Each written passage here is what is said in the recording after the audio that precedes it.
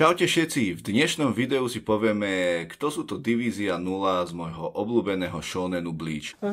Tak, ak sa vám moja tvorba páči, určite dajte like, dajte odber, prípadne zdieľajte toto video a poďme na to.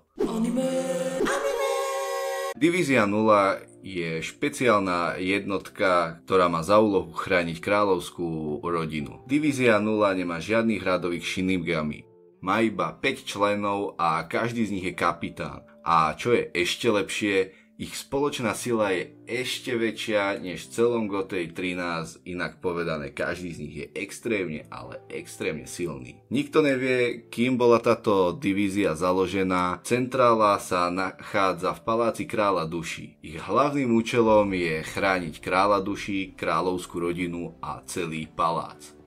Skrátke povedané, je to taká poriadne OP ochránka. Odkedy sa stal hlavným účelom pre Divíziu 0 slúžiť kráľovskej rodine, tak sa neangážujú s aférami Gotei 13 a s ochranou Soul Society aj proti hlavným výstrahám či problémom, ako bol samotný Aizen Sosuke a jeho Arankari. Sú známi robením hocičoho, čo je žiadané kráľom duší. Členovia 0. divízie sú ich líder alebo veliteľ je mních, ktorý všetko pomenoval Ichibei Hyosube.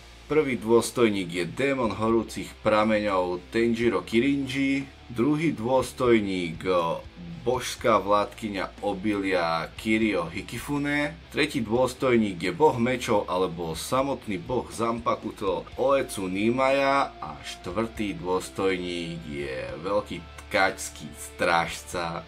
Nepýtajte sa, taký je preklad a ja to neprekladám. Senjumaru Shutara. Autorita Divízie 0 nahrádza autoritu v celom Soul Society. Král duši vložil každému členovi Divízie 0 silu okena do ich kostí. Každý má taktiež svoje vlastné mesto u paláca kráľa duši. Kvôli ich statusu tajnej organizácie, ich história a dokonca ich existencia ako Divízia 0 nie je bežne známe.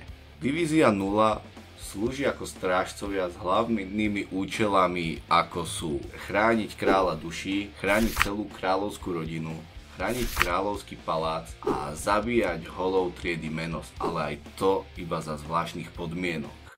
Tak určite.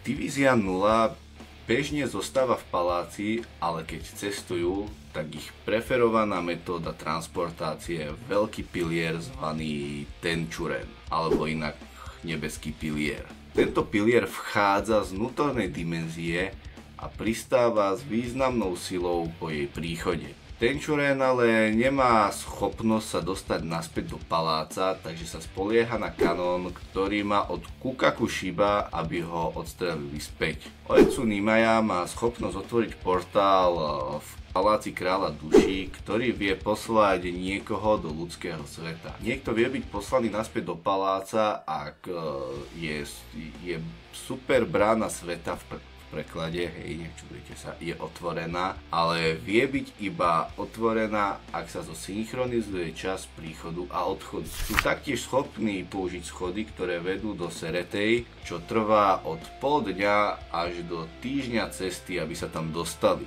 Divízia 0 je známa verbovaním bývalých kapitánov Gotei 13 do ich organizácií. A týmto to môžeme aj ukončiť. Ak sa vám moje video páčilo, určite dajte like, dajte odber. Stojí vás to sekundu vášho času, mne tým veľmi pomôžete a naozaj, že vám budem vďačný. A ak chcete, aby tento kanál rástol, určite zdieľajte toto alebo niektoré z mojich videí. Tak majte sa krásne, napíšte básne a vidíme sa pri ďalšom videu.